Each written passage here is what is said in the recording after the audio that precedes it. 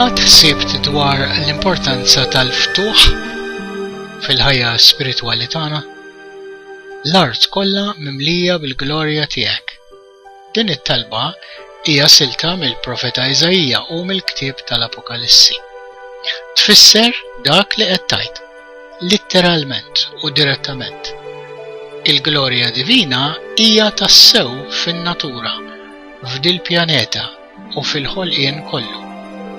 U m'hemm xejn indirett, simboliku jew poetiku f'din is-sentenza.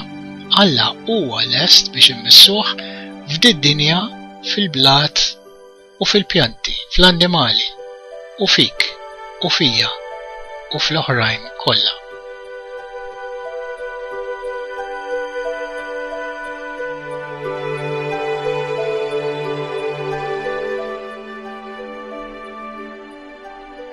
Il-glorja, il-majestà divina madwarna ma mmissuwix direttament billi naħsbu dwar il-glorja. Infatti meta jieqa fil-ħsieb, iżda nibqgħu moħħna hemm, il-kuntatt ikun aktar awtentiku u l-ġebla jew il-persuna tmissek mhux minħabba x'tista' tagħmel biha, iżda minnha innifisha, minħabba li teżisti.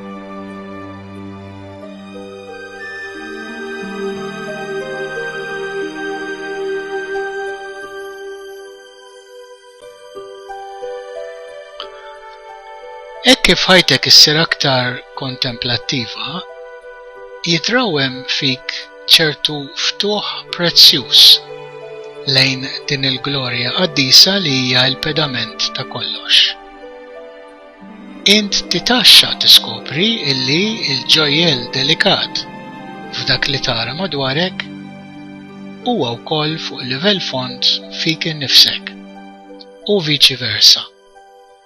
U inti tonorah dan il-pedament tal-ħolqien kollu billi tagħti lilek innifsek kompletament lilu, b'qalbek kollha, b'moħħok hemm, b'attenzjoni, bħalli kieku kont tifel jew tifla, bħalli kieku innamrat.